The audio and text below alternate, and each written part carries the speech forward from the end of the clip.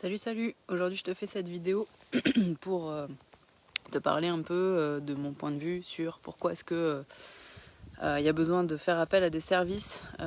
Cette vidéo s'adresse aux parents de jeunes pépites sportives qui veulent faire un jour de leur passion leur métier, ou du moins essayer de le semi-professionnaliser si c'est leur objectif. Voilà, pourquoi il y a besoin de faire appel à des services privés au bout d'un moment en dehors des clubs. Je vais essayer de répondre assez brièvement. Je sais que je donne beaucoup de détails dans les vidéos.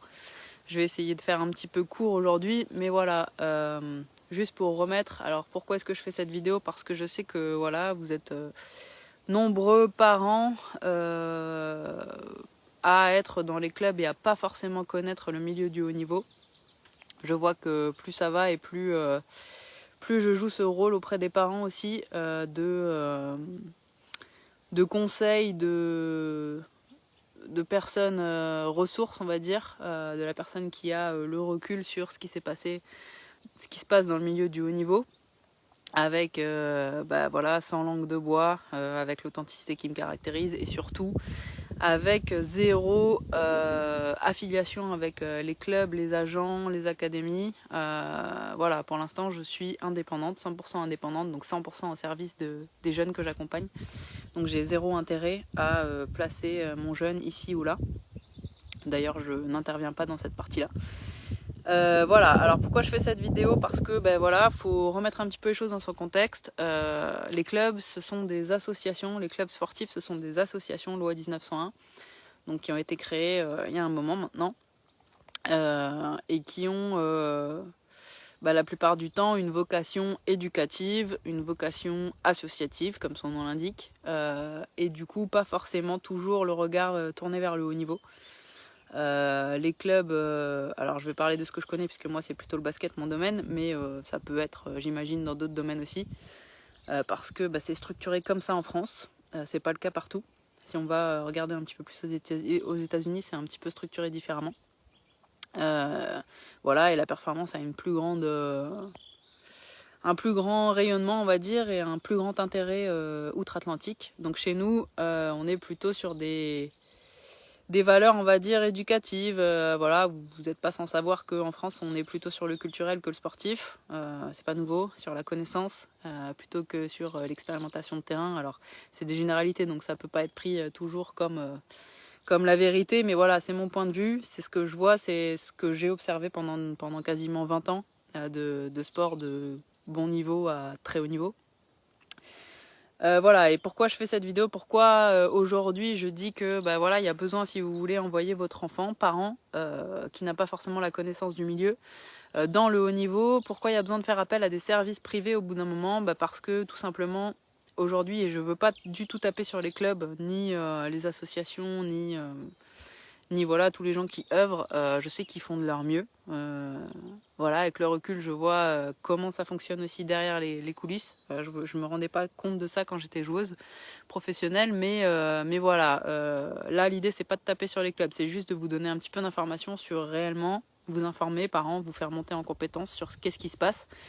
Parce que je vois que souvent, ce sont les parents de joueurs, enfin les anciens joueurs en fait qui deviennent parents, qui ont la connaissance du milieu, qui parfois arrivent à prendre des raccourcis, qui parfois arrivent à bien conseiller, à bien épauler leurs jeunes jusqu'à un certain temps, et qui donnent parfois une longueur d'avance aux jeunes, à leurs jeunes, c'est normal.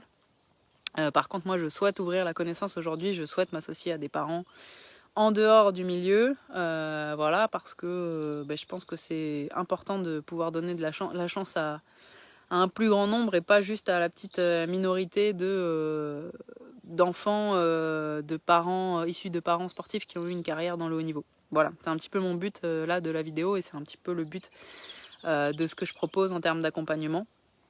Et voilà, donc pourquoi aujourd'hui il y a besoin d'avoir des services privés si vous voulez envoyer votre jeune dans le haut niveau? Parce que tout simplement les clubs ne sont pas formés pour la performance. ne sont pas formés pour tenir un entretien avec votre jeune, ne sont pas formés sur l'aspect psychologique des choses, ne sont pas formés sur beaucoup de choses qui peuvent avoir attrait à la performance, ne sont pas formés sur le mindset d'un sportif de haut niveau. Très peu le connaissent, très peu savent qu'est-ce qu'il est nécessaire de mettre en œuvre pour aller vers ce chemin-là, parce que c'est un milieu confidentiel. Qui fait l'objet de nombreuses études. Pour moi, les études, c'est pas la réalité du terrain. Ça peut venir en complément. Je suis pas du tout anti-études, je suis pas du tout anti-science. Si tu me connais un peu, tu vois que je croise les visions très souvent et j'aime bien associer. Moi, je suis partisane d'associer les milieux, d'associer les apprentissages et de partager. Moi, je pense que c'est comme ça qu'on apprend. Donc voilà. Mais aujourd'hui, pourquoi est-ce qu'il y a besoin de qu'est-ce que je nomme comme service privé en dehors des clubs? Ça peut être de la préparation mentale comme je propose, ça peut être du mindset comme je propose, ça peut être de la préparation physique. Alors ça je le propose pas parce que c'est pas mon domaine, mais j'ai un réseau qui me permet de renvoyer les jeunes que j'accompagne vers des préparateurs physiques qui ont une connaissance du haut niveau et de l'exigence que ça demande. Parce qu'encore une fois, si le jeune veut aller vers le haut niveau, ça demande des exigences différentes de l'EPS, de l'éducation type BPGEPS comme on peut connaître. Alors encore une fois, c'est pas pour taper sur ce type de formation, c'est juste que pour aller plus haut et aller vers le haut niveau, ça demandera autre chose que ce qui est en place dans le système conventionnel, on va dire. Donc voilà, je parlais donc préparation mentale, mindset, préparation physique, ça peut être très bien, nutrition sportive aussi, c'est très important. Je vois qu'aujourd'hui il y a des experts en sommeil, il y a des experts en respiration fonctionnelle. Ce sont pas mes domaines, c'est des choses que je peux conseiller, que je peux parfois aussi initier, c'est-à-dire que oui, je suis capable, je connais un certain nombre de choses, je me renseigne, je me forme, je peux initier certaines choses. Par contre, je resterai toujours à ma place, moi, mais mon domaine de compétence, il est bien sur la préparation mentale, sur le mindset et sur le mentoring, donc la transmission de mon savoir, pas de mon savoir-être, mais si aussi, mais de mon savoir-faire dans le sport de haut niveau. Donc ça, ce sont mes domaines.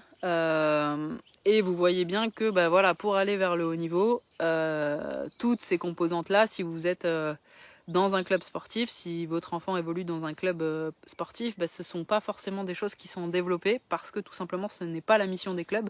Et du coup, par cette vidéo, j'ai aussi envie de vous donner des informations, parents, pour que vous puissiez faire vos choix aussi au moment de choisir si votre enfant veut, vous sentez que vers 12-13 ans, ça peut être avant 11, 12, 13 ans, on commence à être dans un cycle où l'enfant veut aller vers plus d'entraînement, plus de pratique, a besoin et demandeur et a envie de connaître un petit peu c'est quoi le haut niveau et qu'est-ce qui s'y passe et on peut en faire un métier. Voilà, si toutes ces questions commencent à arriver, vous en tant que parent, il y a besoin de se renseigner, et c'est aussi pour ça que j'ai envie de faire les vidéos, c'est de vous donner de l'information. Il y a besoin de se renseigner sur comment est-ce qu'on fait. C'est pas un don, le haut niveau, c'est encore une fois c'est du travail, c'est comme tout métier, ça s'apprend. Sauf qu'aujourd'hui en France, on est un petit peu frileux, peut-être que c'est de la méconnaissance, on est un petit peu frileux de former les jeunes là-dessus, parce que effectivement très peu deviendront sportifs de haut niveau, je ne cache pas les choses. Par contre, je pense qu'on peut inculquer des choses dès le très jeune âge, dès 12-13 ans. Moi, je commence déjà à introduire des outils spécifiques qui vont... 11 ans, Julien. Oui, est-ce qu'il y a une question par rapport à ça? Oui, moi, je vois qu'à 11 ans, il y a déjà des jeunes qui sont... dans cette démarche-là, j'ai déjà des demandes, effectivement, j'ai des parents qui viennent me voir à cet âge-là. Alors, je ne les accompagne pas à partir de cet âge-là, mais par contre, je sais que il y a déjà des jeunes qui commencent à réfléchir en ce sens-là et qui posent des questions. Donc oui, ça peut être très tôt. Sachant que les échéances, dès 13 ans, dès même 12 ans, selon les sports, elles arrivent. Ça me choque, d'accord? N'hésite pas à me dire qu'est-ce qui te choque. Voilà, parce que encore une fois, le milieu du haut niveau n'est pas un milieu normal, et c'est pour ça que dès jeune, il y a besoin d'être accompagné, à mon sens, d'être soutenu, d'être épaulé et d'avoir une connaissance de là où on met les pieds. Voilà un petit peu ce que je voulais vous dire. Je réfléchis si j'ai tout dit par rapport à ça. Voilà, ouais, je vais revenir juste un petit peu sur l'âge, mais effectivement, dès 12-13 ans, il y a des échéances qui vont arriver, et les jeunes ne sont absolument pas préparés à ça. On voit ça dans aucun autre milieu, j'en ai pas connaissance. Si vous en avez connaissance, n'hésitez pas à me le dire en commentaire, mais effectivement, là où un adulte va faire ses premiers pas dans le milieu professionnel, on va dire, où il va y avoir du stress, de la pression, où il va être comparé aux autres, où il va être en concurrence avec d'autres gens, ça va être aller à partir de, pour les plus précoces, si on fait de l'apprentissage, ça peut être vers 15-16 ans, j'imagine.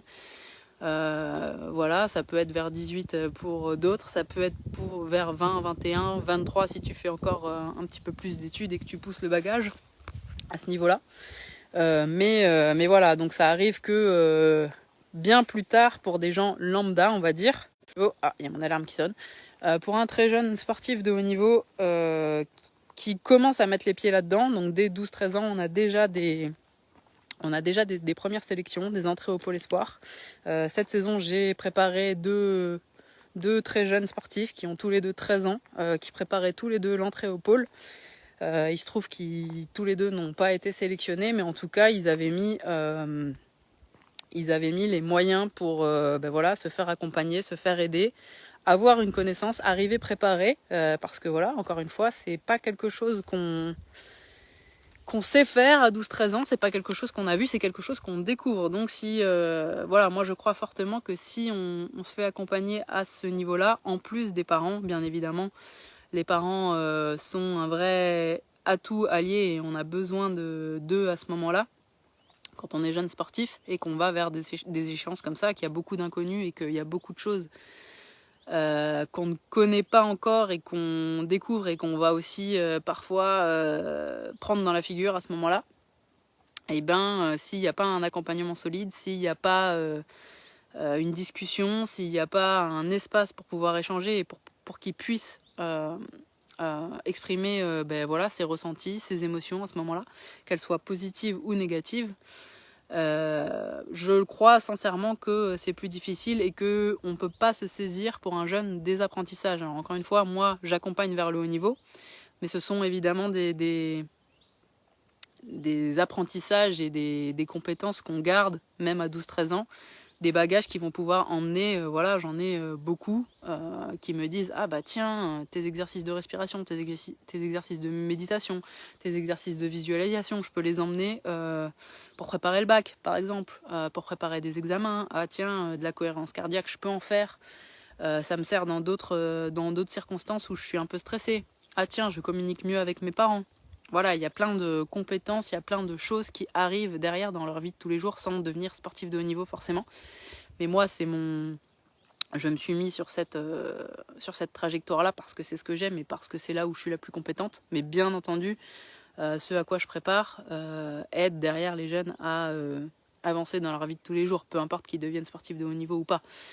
L'idée, c'est vraiment de construire des jeunes hommes et des jeunes femmes solides, sereins, en confiance, avec une pédagogie adaptée et positive. Moi, c'est vraiment mon leitmotiv. Alors, je fais une petite pause pour lire, Julien, ce que tu m'as répondu. Je crois que c'est très français de croire que la préparation au haut niveau démarre dès le plus jeune âge. D'accord. C'est une façon de voir les choses. Je veux bien en savoir plus si tu veux étayer ton propos. Moi, en tout cas, je pense vraiment que oui, dès le jeune âge, on peut préparer. Après, encore une fois, je ne vais pas rentrer dans le débat. Effectivement, on pourrait débattre très longtemps de ça. Je ne crois pas que la spécialisation ait besoin d'arriver très très tôt, mais en tout cas, un soutien émotionnel, je pense vraiment que ça fait une grande différence. C'est ce en quoi je crois. Après, ça peut, on peut ne pas être d'accord. Il y a aussi de la place pour ça. Moi, j'ai aucun souci avec ça. Moi, je crois en ça. Simplement, je partage ma vision. Je vais terminer ce live là-dessus, du coup, n'hésitez pas à me poser vos questions, comme d'habitude, j'y répondrai après coup. J'espère que j'ai fait le tour de ce que je voulais vous partager. Je pense que oui, je vais pas être trop longue, et puis je vous souhaite une bonne journée, et je vous dis à très bientôt. Bye bye.